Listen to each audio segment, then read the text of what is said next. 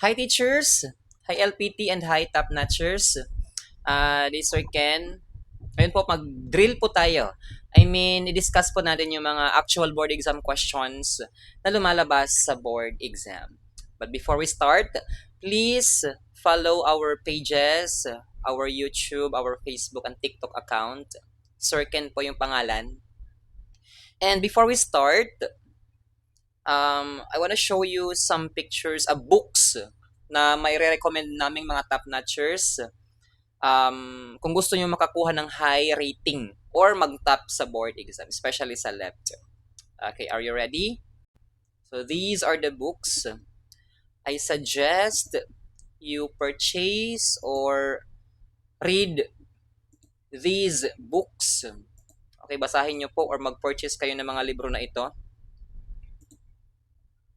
Ayan. First is yung Lorimar Books. Okay, Lorimar Books. Pwede kayong mag-purchase sa kung saang platform or e-commerce merong available na stock. Okay, pero meron tayo dyan sa ating description box. Okay, may available tayo dyan na link kung saan kayo pwedeng mag-order. Kasi as a reviewee, nag-prepare para sa board exam dati, ito po yung mga books na ginamit ko kasi yung book po na ito ay recommended din po ng mga top notchers. Especially itong Lorimar, ang nag-check, ang gumagawa ng question ay mismo yung board for professional teacher. Ayan po yung Lorimar book. And ito din po, yung book na ito, okay, Bullets, okay, from CBRC. Inubos ko po lahat ng mga concepts, theories, and principles na nasa libro na ito. Ayan, yung bullets and ito po, let reviewer for 2026 examination. So I suggest mag-purchase kayo if you have the capacity to buy these books. Mag-purchase po kayo ng mga libro na ito. Itong bullets, yellow book. Yung yellow book, meron po tayong apat, pero I suggest itong Yellow Book 4.0 because this is the newest version of their Yellow Book. And then I suggest din po, binasa ko din po ito, binabasa ng mga top notchers, nag-top na sa board exam, itong 2026 Let Complete Reviewer. Okay, so 2 in 1 na po yan. Meron siyang Gen Ed and meron siyang Prof Ed. So I suggest magbasa kayo na magbasa. Before kayong mag-start with your review, okay, kung saan-saan video, kung saan-saan, magbasa po muna kayo ng mga books. At least siguro mga 5 to 10 books. Pero ako, nagtap ako sa board exam because of, reading a lot of books. Siguro mga more or less 20 books yung nabasa ko. Kaya, yun siguro yung naging result. Mataas yung rating ko. Okay? So teachers, you are here not just to pass the board exam, not just to get 75%.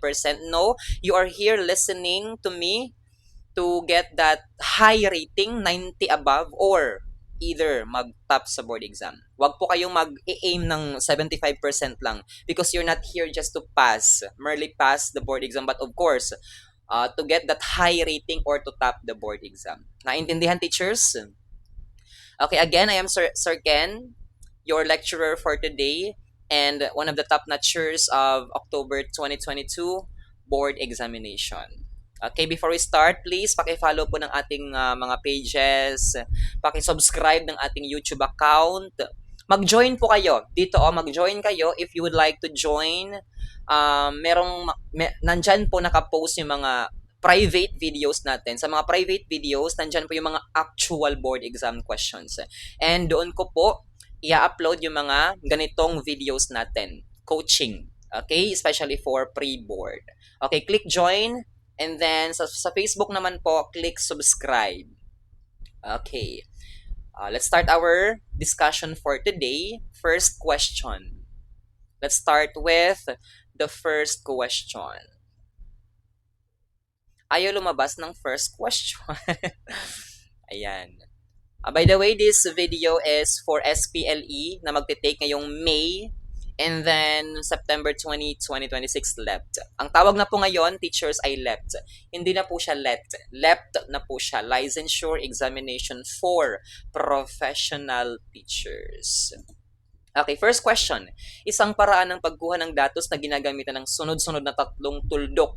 Okay, ang keyword natin is tatlong tuldok. Teachers, isa sa mga tips na may bibigay ko sa inyo ay hanapin nyo po agad yung keyword. Okay, sa board exam. Ayan, lumabas na yung sagot. The answer is letter A, ellipsis.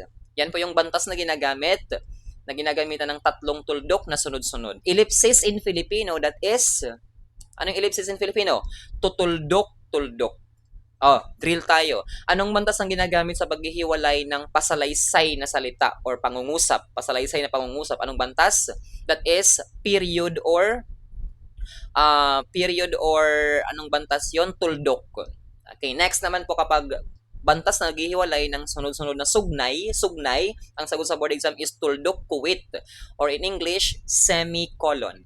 Kapag naman po bantas na naghihiwalay sa sunod-sunod na salita, that is kuwit or comma. Kapag naman naghihiwalay sa oras at minuto, anong ginagamit natin na bantas? Tutuldok or comma. Kapag naman po meron tayong alternative, nagbibigay tayo ng alternative, ang ginagamit natin na bantas ay horizontal slash. Parang paganon, slash. Next naman po, kapag bantas na ginagamit natin, kapag may masidhing damdamin o lumalabas sa board exam, naku, nagbanggaan ng dalawang sasakyan. Anong bantas ang gagamitin natin? Doon sa salitang naku, ang sagot ay padamdam or tandang padamdam. Kapag nagtatanong, tandang pananong. Naintindihan? Yun po yung mga ginagamit na mga bantas. I mean, lumalabas sa board exam ng mga bantas. Isa pa sa mga bantas ay yung parang ganon. Oh, anong tawag sa bantas na yan? Ang bantas na yan ang ginagamit kapag meron tayong gustong idagdag na impormasyon. Anong tawag sa bantas? Letter P in Filipino, panaklong. In English, parenthesis. Panaklong parenthesis. Pero kapag direktang CP or sinabi ng isang tao, anong bantas ang ginagamit natin? Direktang CP or quotation mark. Anong tawag doon in Filipino? That is panipi. Okay, next question. Oh, the union of an ovum, hindi pa nakikita. Okay. Ay, hindi siya,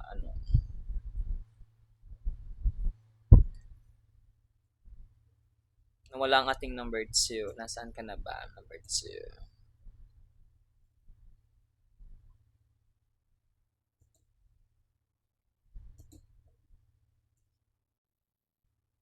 Okay, wait lang po ha mga teachers. Sige, number 3 muna tayo. Uri ng pagbabagong morphoponemiko na gumagamit ng pagpapalit ng posisyon ng ponema sa salita. Is it asimilasyon, paglalapi, pagkaltas, or metathesis? Pinapalitan mo yung posisyon ng isang salita. Ang sagot natin dito ay okay, that is metathesis. Metathesis ang sagot natin dito. Nagpapalit ka ng posisyon ng ponema ng salita. Ano ba yan? Okay, for number 2, union of egg cell and sperm cell outside the human body is called, okay, that is letter B, in vitro fertilization. In vitro fertilization po yung number 2. Ayan.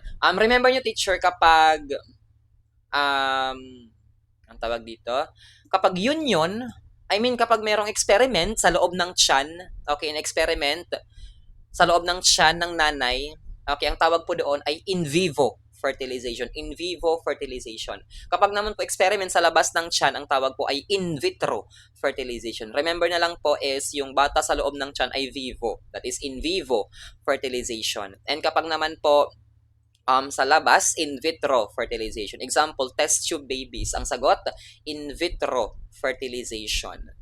Question, what is the largest cell in the human body? What is the largest cell in the human body? That is, nakikita siya through our naked eye. Anong tawag doon sa cell? That is egg cell or ovum. Egg cell or ovum. Kapag singular, ovum. Kapag plural, ova. Okay, ova. For number 3, the answer here is metathesis. Metathesis. Example ng metathesis. Yung salitang in plus lipad, magiging linipad. Linipad. Pero kung gusto mong ipalit yung posisyon, magiging nilipad. From linipad, naging nilipad. Pinagpalit mo ng posisyon yung li at ni. Next, yung panlapi na in and yaya, magiging yinaya. Okay, yinaya or pwedeng ipagpalit mo ng posisyon from yinaya, naging niyaya. Nauna yung ni. Next, takipan, takpan. So, halimbawa siya ng pagkaltas. Takipan, takpan, pagkaltas po yan. From takipan, nagkaltas ka, naging takpan na lang. Kitilin, from kitilin, naging kitlin na lang.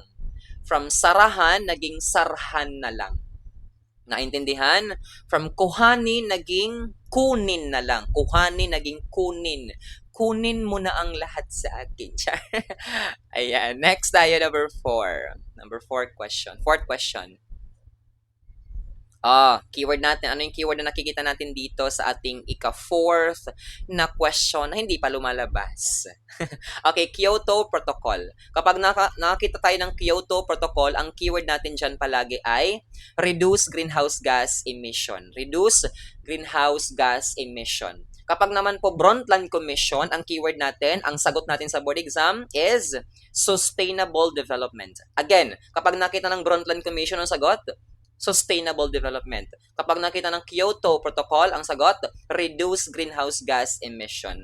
So, itong practice na ito, nag-advocate ng letter, okay, that is letter A, environmental protection. That is environmental protection, letter A. Okay. Next question tayo, next question. Number 5, fifth question.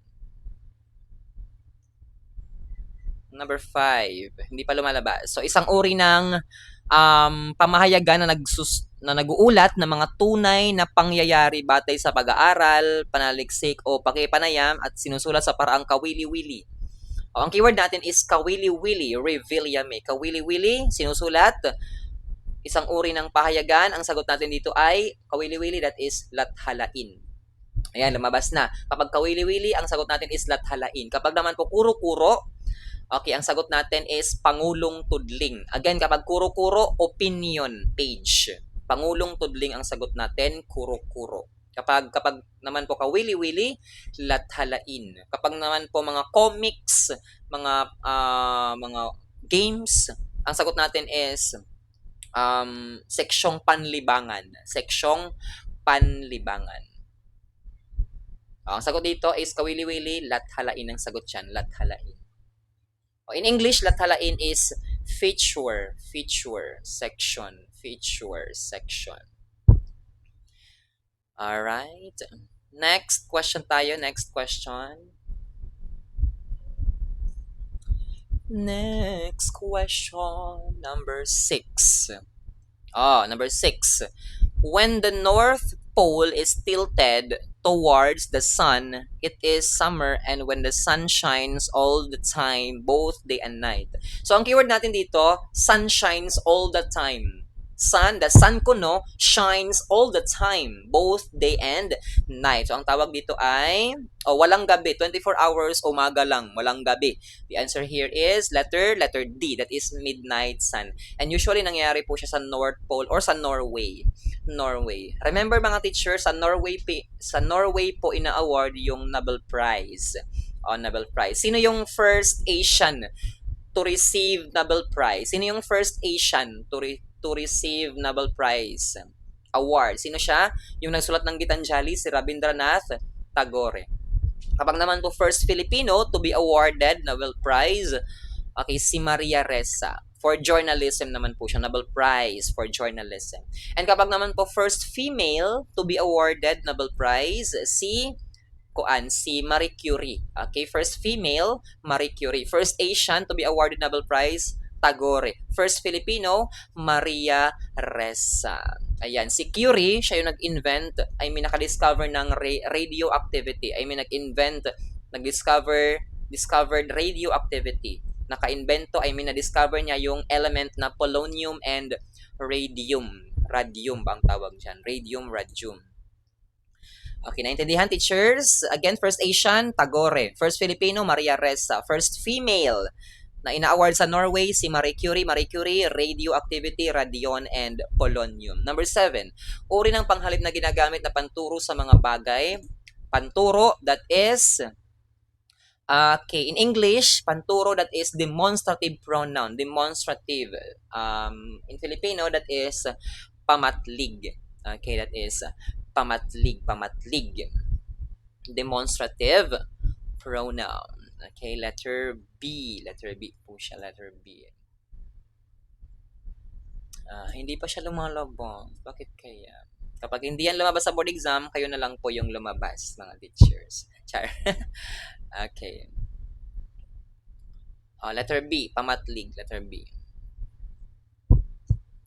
Next tayo. Next.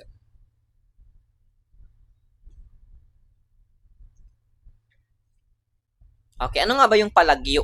Palagyo, ayan, yan po yung anyo ng panghalip na ginagamit bilang simuno o paksa ng pangungusap. Simuno o paksa ng pangungusap. Kapag pamatlig, panturo, o say for example, iyan ang libro ko.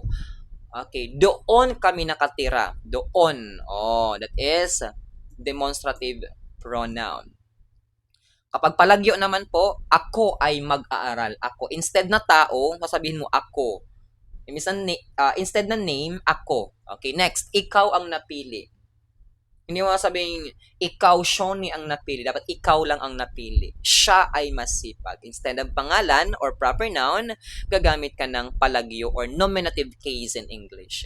Kapag pamatlig, demonstrative pronoun. Basta pangturo. Pamaklaw naman po, tumutukoy sa hindi tiyak na dami o bilang. Hindi tiyak na dami o bilang. Ayan. Example ng pamaklaw. Pamaklaw po, that is indefinite pronoun. Indefinite pronoun. Parang hindi katiyak kung ilan yung dami. Hindi katiyak kung, gaano karami. Tumutukoy sa hindi tiyak na dami o bilang. Basta marami lang siya. Example, marami ang dumalo. Lahat ay dumalo. So, hindi mo alam kung ilan sila lahat. Marami ang pumunta sa pista. Marami, pero hindi mo alam kung ilan sila. Ilan sa kanila ay absent. So, ilan, hindi mo alam kung ilan yung absent. Next, palayon. Palayon, ginagamit bilang layon ng pandiwa or objective case. Objective case in English. Example, tinulungan ako ng guro. Ako yung palayon doon. Nakita ka niya kahapon. Yung ka, that is the palayon. And tinawag siya ng nanay niya. Ang palayon ay siya. Naintindihan? Ayun po ha. Example ng palagyo, pamatlig, pamaklaw, and palayon. Kapag demonstrative, nagtuturo, okay, pamatlig. Kapag hindi tiyak, pamaklaw. Kapag objective case, palayon. Number 8. Air, flood, and water are essential elements in human existence carried by the wind, polluted air, cold, blank. Falls to earth, poisoning fish, and destroying vegetation. Ayan. So, kapag, ang keyword dati dito ay polluted air. Polluted air. Kapag umulan, okay, yung ulan, nahaluan siya ng polluted air. So, nagiging, anong tawag sa kanya? Nagiging acid rain. Ang sagot natin dito, letter D, acid rain. Acid rain. El Nino, parang severe drought. Yung matinding tagtuyot. Usually April and May, yung tagtuyot. Tagtuyot na ba yung iba dyan? Char. La Nina naman po, La Nina, severe flooding or rain. Severe rain? Rainability. Ayan, La Nina. Okay? La Nina. Basta matinding pag-ulan. Bumabaha na, may flooding na. Sagot dyan is La Nina. Meron bang greenhouse rain? Greenhouse effect lang. Greenhouse effect po ay when we say greenhouse effect, natatrap po yung init sa earth. Yung init, hindi siya nakakalabas ng atmosphere, nagkakaroon ng greenhouse effect. Umiinit yung ating earth. Number 9, bilang at sukat. When we say bilang at sukat, meaning, bilang at sukat lang, meaning maingat. Okay? Maingat, maingat. Next, anong ibig sabihin ng mahinhing talipandas? Mag-drill tayo, teacher. Anong ibig sabihin ng mahinhing talipandas? Meaning, mapagkunwari. Next, sixes and seven. Ano ibig sabihin ng sixes and seven? Sixes and seven in a state of confusion. Next, my mother has a green thumb. Ano ibig sabihin ng green thumb? Okay, good at gardening. Bukas palad. Ano ibig sabihin ng bukas palad? Mapagkawang gawa. Kapag black sheep, ano ibig sabihin ng black sheep? Bring shame or embarrassment. How about sixes and seven?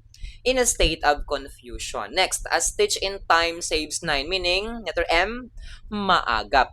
Mahinhing talipandas, meaning, mapagkunwari. Kapag may sinuksok, may titingalain, ibig sabihin, mag-impok. Nagbibilang ng poste, ano ibig sabihin? Walang trabaho, tambay, naghahanap ng trabaho. Bahagang buntot, meaning, duwag. Siya ay ikaw ay bahag ang buntot mo. Okay? Meaning, ikaw ay duwag. Alagang baba, ano ibig sabihin? Matanda na. Kaututang dila, siya ang aking kaututang dila, meaning kachismisan or kausap. Next, nagmamahabang dulang, meaning nag-aasawa. Without accompaniment, meaning without accompaniment, a cappella. Kapag close and inseparable friend, ibig sabihin, your alter ego. Next, amor con amor se paga, meaning love begets love. When we say love begets love, when you love others, you will get love in return. Or respect begets respect. Next, caveat emptor. What do you mean by caveat emptor? Let the buyer decide. Okay, let the buyer decide. Adnosea, meaning excessive degree. Kapag naman po chauffeur, meaning driver. Kapag connoisseur, meaning expert in a matter of taste. Kapag soiree, meaning evening party. Kapag coup de grace, meaning a death blow. Kapag AD, ano ibig sabihin ng AD? Okay, Anno Domini, meaning in the year of our Lord. Kapag naman po BCE, meaning before common era. Okay, before Christ or before common era. Meaning ng ICT, Information and Communications Technology. Meron pong S ang communications. How about FIVOLCS? What do you mean by FIVOLCS? Philippine Institute, meron pong institute, Philippine Institute of Volcanology and Seismology. Number 10, anong bantas ang ginagamit sa pagitan ng panlaping ika at tambilang? Ang sagot natin dito ay gitling. In English, gitling, hyphen or dash. Kapag meron tayong dinadadag na impormasyon, ang sagot ay panaklong. Kapag bantas na ginagamit sa kapag merong nawawalang letra, ang gagamitin natin ay kudlit apostrophe in English. Kapag naghihiwalay ng sunod-sunod na salita, anong bantas? Kuwit. Kapag naghihiwalay ng sunod-sunod na sugnay, tuldok, kuwit naman po. Kapag alternative, anong bantas ang gagamitin? Slash or horizontal slash. Kapag naman po additional information, panaklong. Number 11, the protein shell of a virus is called blank. Ang sagot dito is capsid. Pinabaliktad po ito ng board, ginagawang capsid is the protein shell of a blank. Anong sagot? Virus. So, kapag protein shell of a virus, ang sagot po natin ay capsid. Ayan. Okay, next. Nag-loading naman siya. Loading is. Okay, please teachers, paki-follow po ng ating mga pages. Thank you so much. Mag-join po kayo.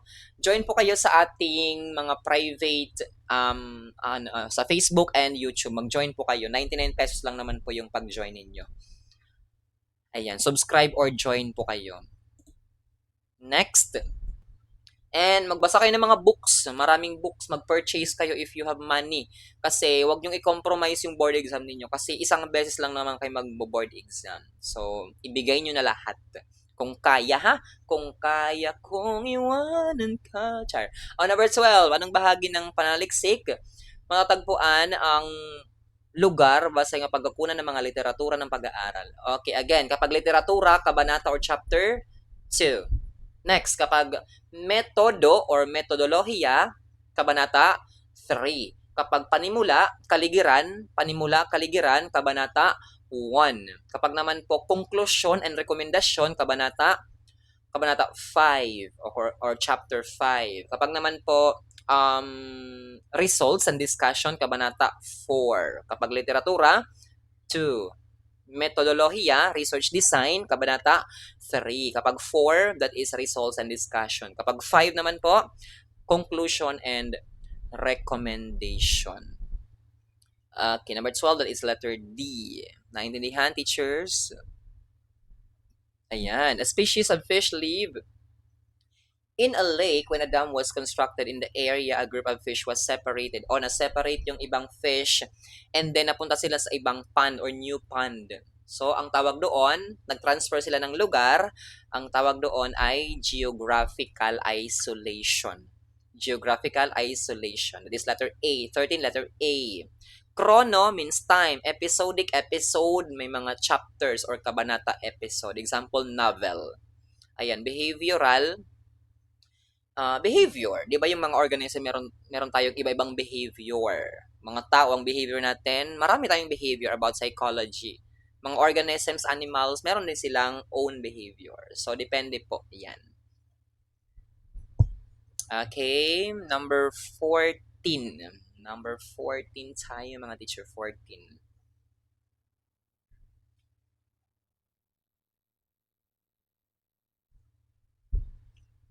Hindi lumalabas ang 14. Bakit